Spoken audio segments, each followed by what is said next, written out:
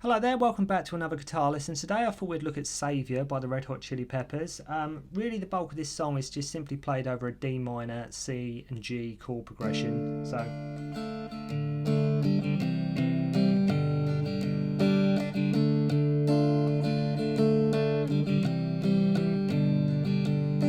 that kind of thing. And it starts with this sort of like intro mini solo that John plays. So what we're playing here, we go on a full bend on the 13th fret of the high E.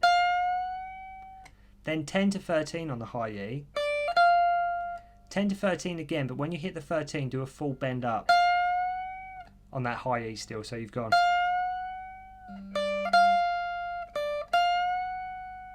Then you pull off 13 to 10, same string, and do a full bend on the 12th fret of the G string.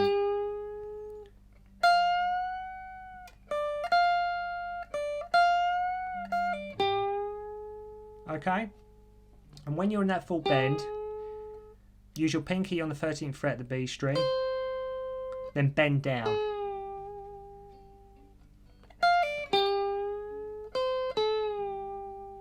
Okay, then you do 12th fret on the D string, hammer on and pull off 10 to 12 to 10 on the G string, and where you land on that G string here on the 10th fret, put some vibrato there.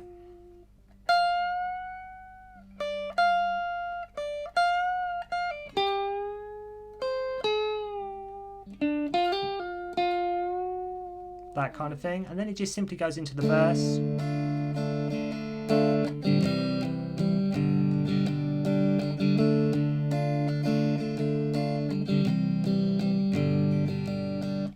As mentioned before, this is just simply D minor, C and G. So if you're not familiar with these chords, I'll just quickly show you them now.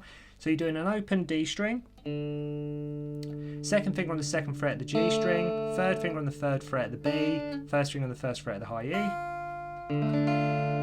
D minor. And to play the C, you're doing 3rd finger, 3rd fret of the A string, 2nd finger, 2nd fret of the D string, open G, 1st finger on the 1st fret of the B string, and open high E. Okay. Okay. Then we do a G string, so 1st finger on the 2nd fret of the A string, G chord, sorry, we do 1st finger on the 2nd fret of the A string, 2nd finger on the 3rd fret of the low E, open D string, open G string, 3rd finger on the 3rd fret of the B, and pinky on the high E on the 3rd fret. So, okay, so just simple open chords there. You know, nothing too technically challenging or anything like that. And then basically you play the verse just with them 3 chords, and then at the end of that, sometimes what John does is the song plays like an E7 sus4, so a sort of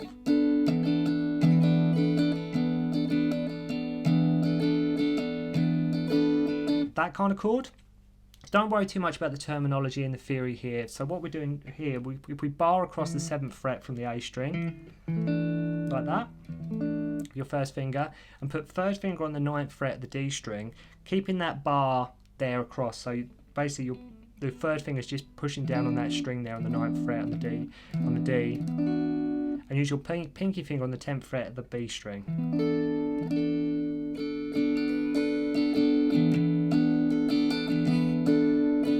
Goes back into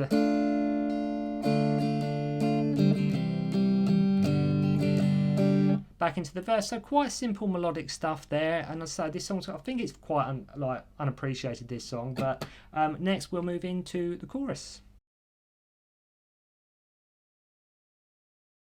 Right, so having a look at the chorus to Saviour, what I like to do, if you put your 3rd finger on the G string on the 5th fret and use your 1st finger to bar across the B and high E strings, so you sort of have in this shape.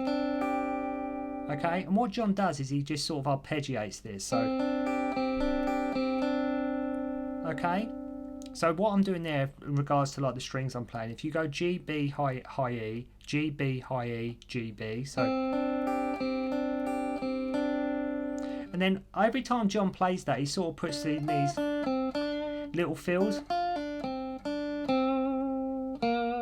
after it. So there's nothing set in stone here. This is totally open to like improvisation. You can sort of have fun with this, but I'll just give you some like sort of ideas for the fills like you can play here. So you've played this bearing in mind you're keeping this shape down sort of like mainly the whole time.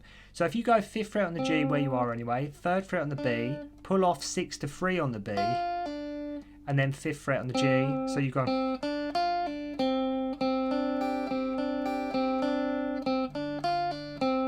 that kind of thing, then back into that same riff. Then you can go 3rd fret on the B, 5th fret on the G, 3rd fret on the B, 6th fret on the B, then back to the 3rd fret on the B. So you could go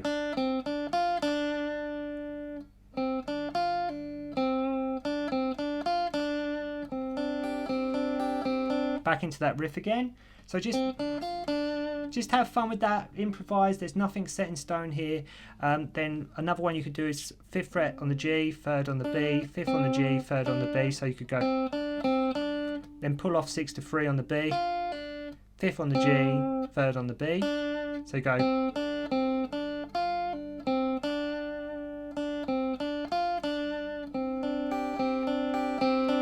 just to improvise, have fun with that. So I'm just giving you sort of ideas of the kind of feels you can put in there in between that kind of idea. What John does though, at the tail end of doing this, you'll land here after you've played, and then go back. If you make sure your finger lands on the 3rd fret on the G, there. So another one you could do in regards to the feels, so you keep sort of playing that every single time. You could go 3rd on the B, 5th on the G, 3rd on the B, 6th on the B, so then onto the high E on the 3rd, 5th on the G, 3rd on the B, so you could go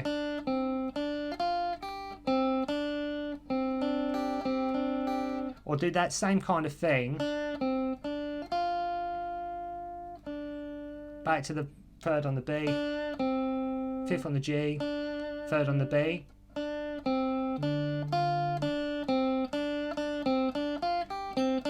Just improvise that kind of thing. And you know like before, because it sort of goes through twice, this sort of chorus section. On the tail end of that, you know like before last time we went to the 3rd fret. The second time you sort of you're here, and then you go to the 5th fret on the D.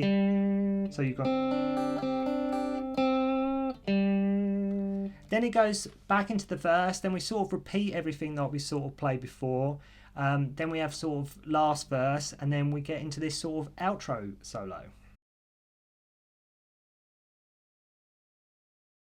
Right, having a look at the outro solo to Saviour, and basically with all the lessons I teach, I'm just trying to give you an overall sort of picture of what's played in the song, just so you can sort of put your own little spin on things, have fun with it. Not, as I say, not necessarily playing it exactly note for note, but just to give you an idea of how the song's, what's being played, and sort of ideas you can muck around with. And this outro solo, sort of no exceptions.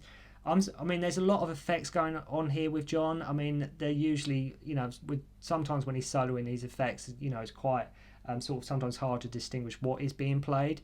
I've got my amp on a clean setting here, so I'm just going to just sort of give you a sort of overall picture of the kind of thing that's played throughout this solo. So what we do, we sort of hammer on 10 to 12 on the A string, 2 hits on the 10 on the D string, then hit the 12th fret on the D string. So you've got, you play that twice, 10 to 12 on the A string, 10 on the D string, then bend up 12 on the D string and down.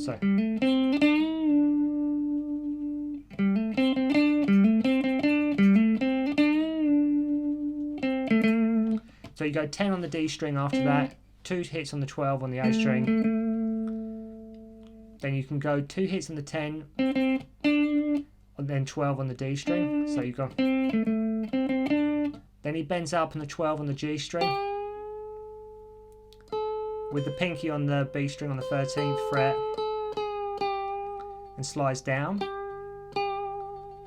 So it's sort of played all together. As I say, you don't have to do this exactly, it's just giving you sort of a general idea of what's being played here. So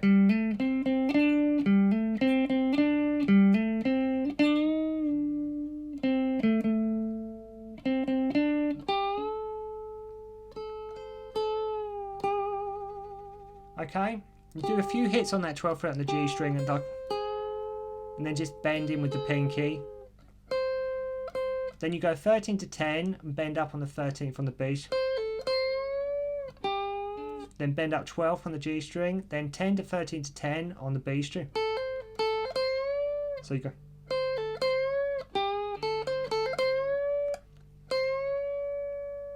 Then bend up on the 12 again and 2 hits on the B string. Then keep bending up on the 13th fret of this high E.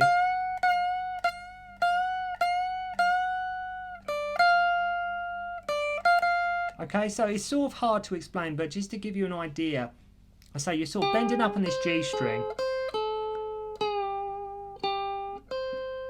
Okay, so you do that, and then you sort of go 13 to 10 with a bend up on the 13th on the B string, then bend up the 12th fret on the G string, then 10 to 13 to 10 on the B string, bend up on the 13th on the B string, bend up 12 on the G again, 2 hits on the B string on the 13th, and keep bending that 13th fret on the high E string a few times.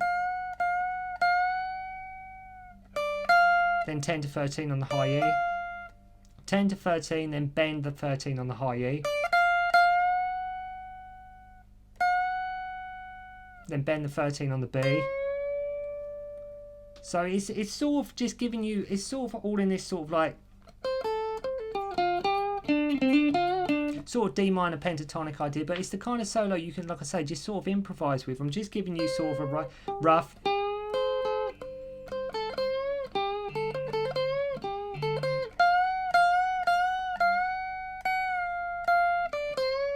Just sort of improvise that kind of thing.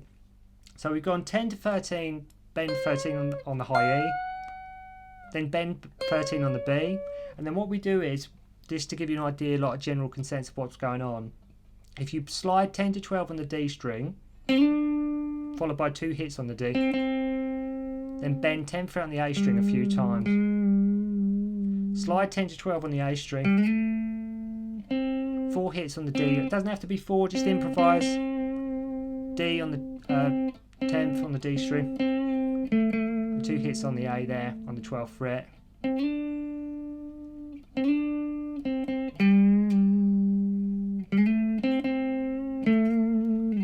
That, it just, as I say, just have fun, just improvising that, and then basically he slides 10 to 12 to 8 on the A string, 8 to 12, 5 to 7, then 7 to 5 on the A string.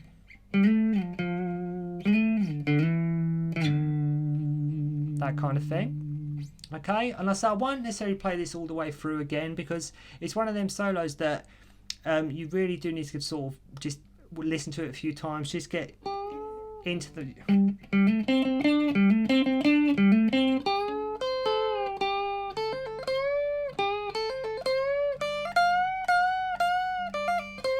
Just, as I say, just have fun with the sort of ideas you're doing there. So just to wrap this up as we get into the end of it. So we've done that. That kind of thing. Then we do 3 to 5 on the A string. 2 hits on the 5th fret of the low E. 3 to 5 on the A string. 3 on the D string. Slide 5 to 7 on the D. 5 on the G string.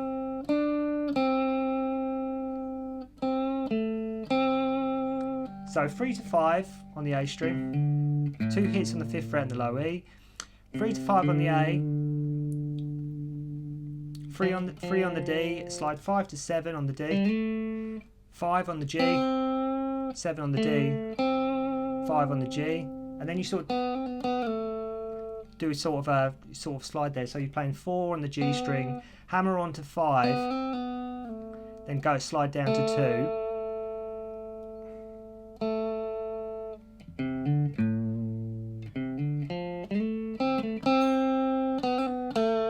That kind of thing. Then we sort of slide up to 7, and then you're sort of doing sort of some half bends, full bends here on the 9th fret, and it ends on the 7th fret of the G string. So it's not the most clear sort of tuition I've ever given, but hopefully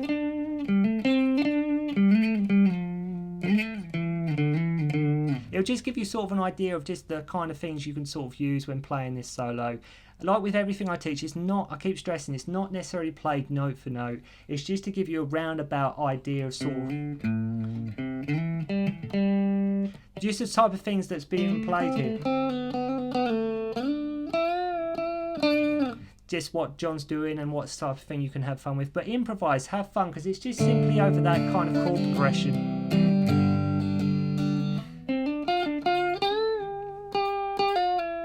Just have fun, just improvising like a D minor or like